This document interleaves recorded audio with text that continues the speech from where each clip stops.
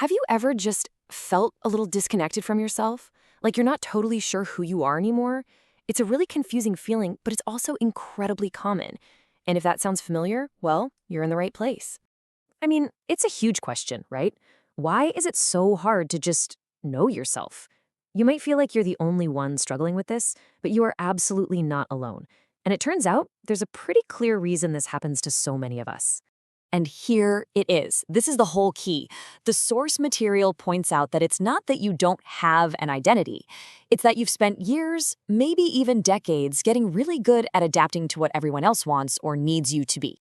So you get this split, right? On one side, you've got your authentic self, what you really think, what you really feel. And on the other side, you've got your adjusted behavior, how you actually show up in the world.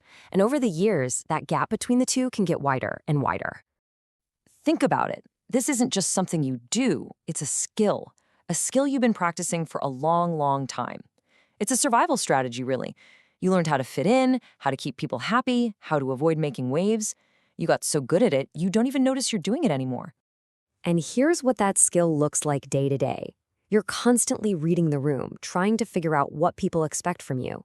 You find yourself automatically responding in ways you know are acceptable. Maybe you soften your opinion a little bit, or you kind of swallow an emotion because it doesn't feel right for the situation. It's a constant, subtle calibration. But here's the trade-off, and it's a big one. The more you tune into everyone else, the more the signal from your own inner voice starts to fade. It's like the volume gets turned way, way down on your own wants and needs. They just get fuzzy. And then, all of a sudden, you're hit with this totally simple question. And you've got nothing. Somebody asks what you want for dinner or what you want to do this weekend, and you just draw a complete blank. Not because you don't have a preference, but because your brain is so wired to figure out what everyone else wants first. It's the exact same thing with this question. When you've spent a lifetime tweaking your emotions to be a little more convenient for others, it can get genuinely hard to know what you're actually feeling. You start confusing what you should feel with what you do feel. Now, this is so important, so please hear this. Your real self isn't gone. It's not broken. It hasn't disappeared. It's just been quiet. Think of it like a muscle you haven't worked out in years. It's still there. It's just gotten a little weak from not being used. Okay, so that's the problem. What's the way out? Well, the good news is it's not about some giant, dramatic reinvention of yourself. The journey back is actually a pretty gentle process, what the source calls the path of returning, and it all starts with one small thing: awareness. And it really boils down to these two first steps. They look simple, but they are incredibly powerful. First, you just start noticing. Just pay attention. When do you automatically agree with someone? When do you hesitate to say what you really think? No judgment, just notice. Then, second, you start taking tiny actions. You look for small, safe moments to let your real response come out.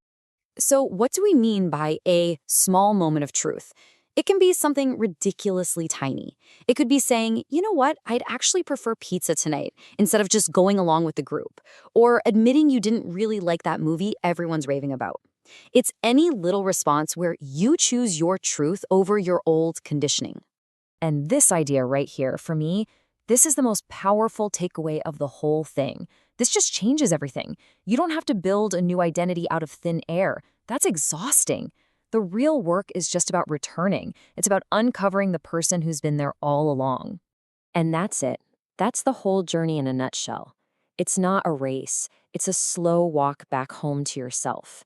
Every time you notice, every time you choose a small moment of truth, you're taking another step on that path. You're making that connection to your own voice just a little bit stronger. So I'll leave you with this question. Forget about figuring out your whole life purpose right now. Just think about today. What is one small, simple, honest truth you can act on? What's one tiny thing you can do or say that feels a little more you?